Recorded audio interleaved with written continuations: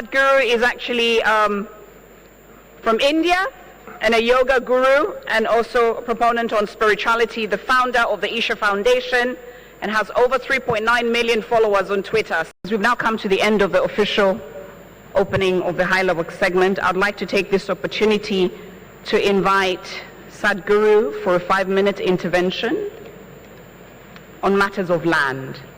You have the floor, sir.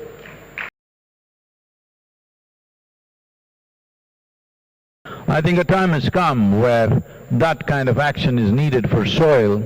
Separating soil from every other issue, though they are significant and important, it's important that we separate soil from the other aspects, because all these other aspects are relevant to our lives only as long as soil is alive. Keeping the soil alive, the simplest way to do this is, because nearly 54% of the world's land is under plough or farmland, another 18 to 20% is partially under farming. So nearly 70% or 71% of land is farmland, 4.2% is urban land. So essentially our problem is 71% is ploughed, 4.2% is paved. This is the essence of it. So this has done one thing that we have forgotten about, which I don't see any mention anywhere, is this has reduced the photosynthesis process, which is a huge process of sequestering carbon and producing oxygen for this. If I have to repeat this fact, that before the phenomena of photosynthesis, the average oxygen content in the atmosphere was a shade over 1%. Today it is 21%, but in the last 1,000 years, the photosynthesis as a phenomena has come down by 85%.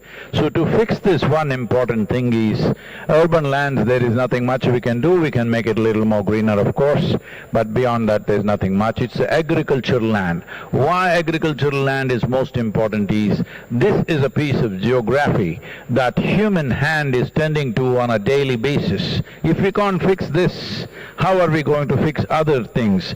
People talk about rainforests, people talk about oceans. I feel if we stay out of them, rainforests and oceans are fine by themselves. It doesn't really need any fixing. The real fixing that is needed is the agricultural land, and every day men and women are tending to this. What is it that we can do? I think the most important thing is to put some food there for the microorganisms, which is the fundamental of all life. Putting food there means organic content should rise. On an average, if you look at it, Northern Europe has 4.8%, 1.48% as organic content, Southern Europe has 1.1%, United States has 1.25 to 1.4%, India has 0.68%, Africa on an average has 0.3%.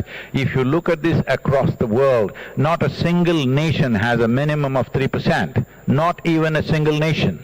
So why can't we set this objective? All other issues are there, we can continue to attend to those things, but the most important thing is we as a generation of people keep the soil alive for future generations. First of all, to recognize soil as a living entity. In the last 2 years of me meeting various agricultural ministries across the world, I was shocked to see that more than 85% of the nations on the planet,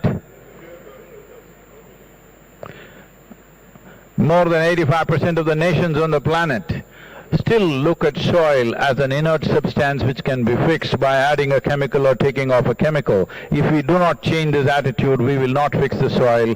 Setting up 3% as a minimum average for every nation, and setting up an incentive process for the farmers to get there, making the incentives attractive enough that farmers will aspire to be there. And once they get there, the industry and business to facilitate carbon credit systems for the farmers is a second line of incentive. What I'm seeing is we've been working with hundreds and thousands of farmers.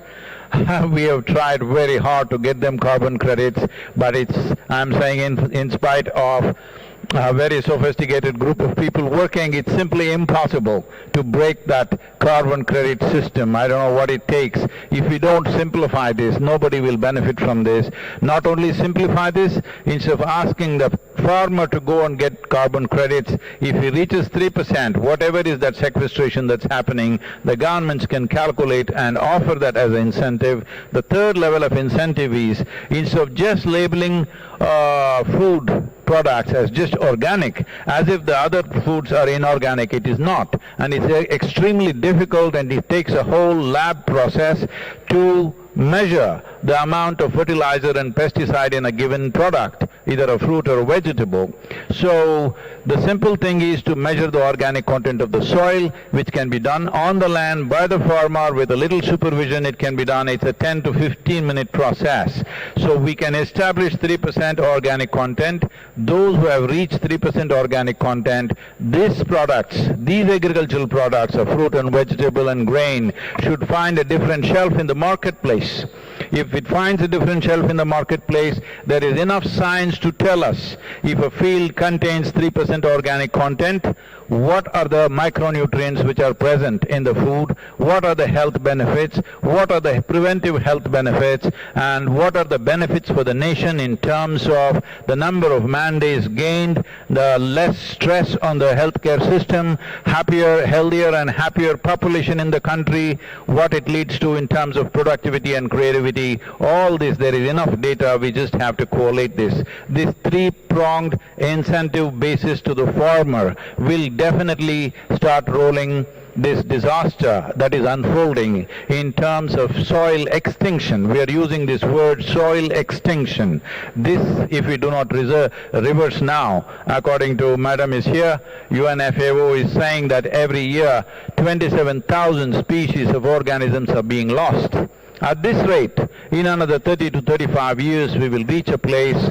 We can talk as much as we want. Even if we invest all that we have, we will not be able to turn it around, because we would have reached that point of no return. It becomes extremely difficult or nearly impossible. But right now we have this challenge and also a privilege that we are that generation.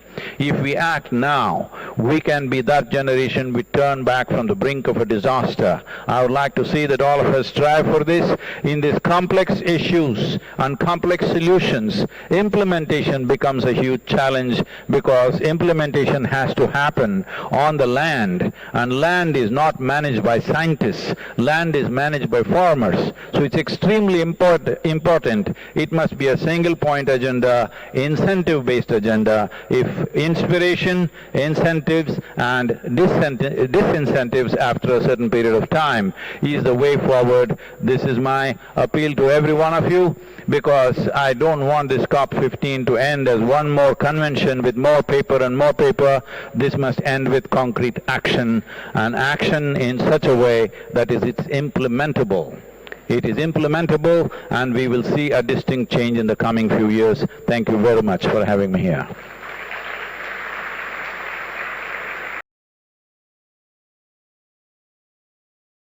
Monsieur le Président de la République de Côte d'Ivoire, cher Alassane, Mesdames et Messieurs les chefs d'État et de gouvernement, très chers amis, d'abord un très grand merci pour cette invitation. Il était important pour moi de pouvoir partager avec vous quelques mots sur un sujet qui touche la France comme l'ensemble de la communauté internationale. La désertification et la dégradation des terres n'ont en effet pas de frontières. Chaque année, près de 12 millions d'hectares de terres sont dégradés. Si le continent africain est particulièrement touché, toutes les régions du monde sont affectées, directement ou indirectement, de l'Asie orientale à l'Amérique en passant par l'Europe. La désertification a le visage de plus de 3,2 milliards de personnes qui vivent sur des terres dégradées partout dans le monde.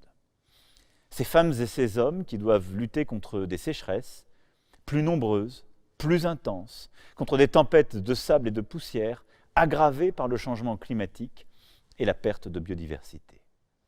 Parce que cette crise concerne les populations rurales parmi les plus vulnérables, qu'elle se combine avec les difficultés actuelles et menace structurellement notre souveraineté alimentaire, au nord comme au sud, il y a urgence à agir. Des sols en mauvaise santé, une production agricole en baisse, une moindre résilience aux sécheresses, Voici le cocktail explosif qui menace les populations rurales, nourrit les conflits, les flux migratoires, le travail précaire ou clandestin et les pires déstabilisations régionales et internationales. Face à ces drames